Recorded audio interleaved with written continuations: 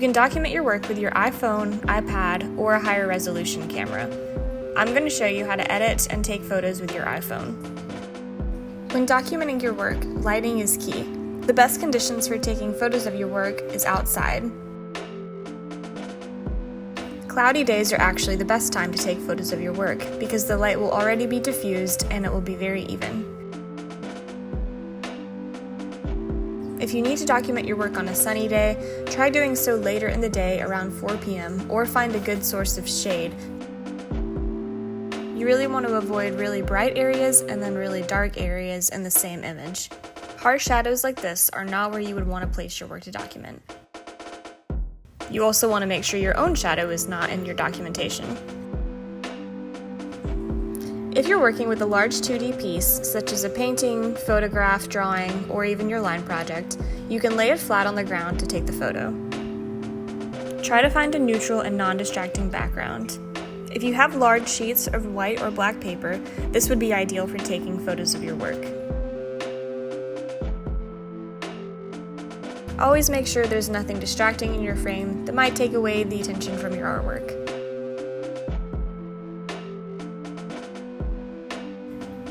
If your work is larger than any sheets of paper or background you might have handy, you can use the pavement or something similar to create a neutral background. Move the angle of your camera so that the camera lens is directly parallel with your work. You don't want to shoot your work at an angle. Try to eliminate most of the background, shooting only your work. Once you take a few images, check them to see if they do your work justice. You might notice some things appear that you didn't see initially.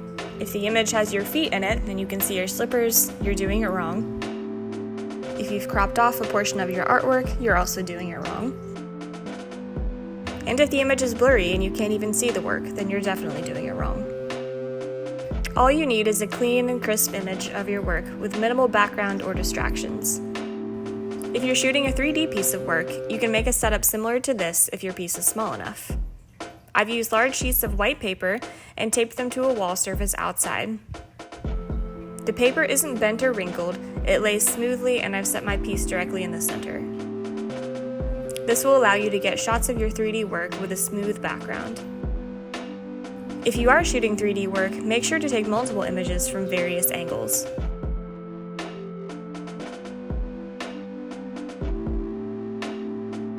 There are many free photo editing apps you can use, but one free app that has a lot of capabilities is Snapseed. Some other options include Photoshop and Lightroom, but those must be logged into with an Adobe account. We'll use Snapseed for simplicity. Open the app on your phone and then select the best documentation image that you took from your camera roll.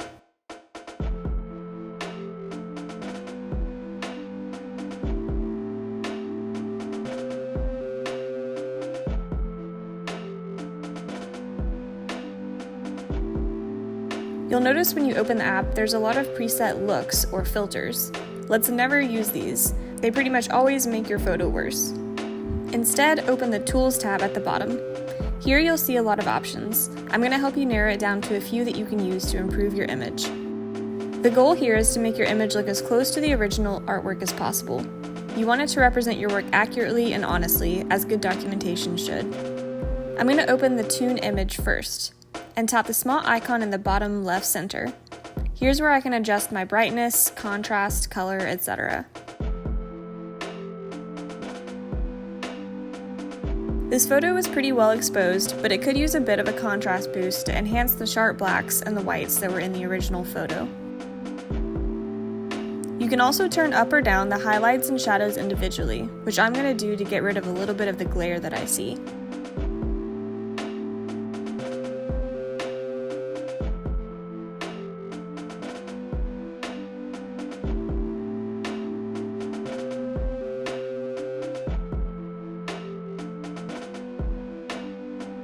Always hit the check mark when you're finished with one adjustment. Another important adjustment to take a look at is the white balance. This will help you balance your color to look as accurate as possible. There's a button for auto adjusting, but that's not always the best solution. Instead, click on the eyedropper tool at the bottom and hover it over the whitest part of your image. This should give you a more accurate color balance.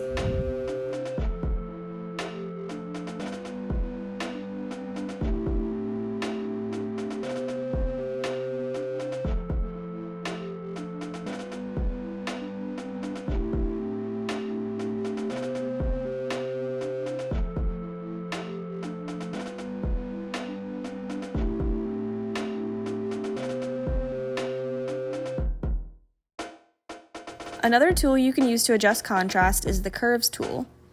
By creating 2 points on the curve and moving them into an S shape, you can increase the highlights and the shadows in your image.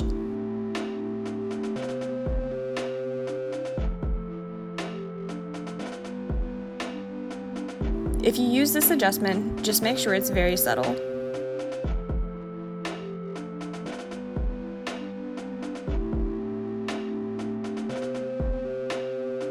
Now you can crop your image to remove any excess background area if necessary. Since this is a 2D image, the background is not important. Use the original ratio so that your photo doesn't turn into a weird size, and also use this tool sparingly. Anytime you crop an image, you inherently lose information in it, and you want to retain as much of that as possible.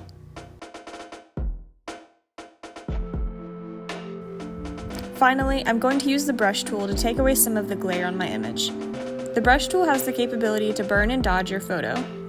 Burning an image darkens the shadows in certain areas. Dodging an image lightens the highlights in certain areas. This tool really only works here because my glare is showing up in the darkest area of the photo.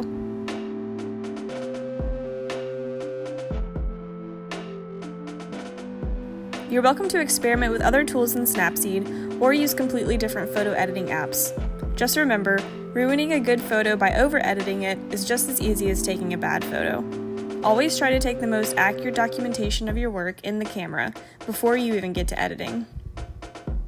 This looks very close to my original artwork, so I know that I'm ready to export the photo. You can save on top of your original photo, or you can save a new copy of the image. I 100% suggest saving a separate copy in case you ever need to re-edit the image later or make any changes. You never want to lose your original image. Afterwards, the image will appear in your camera roll, and you're done.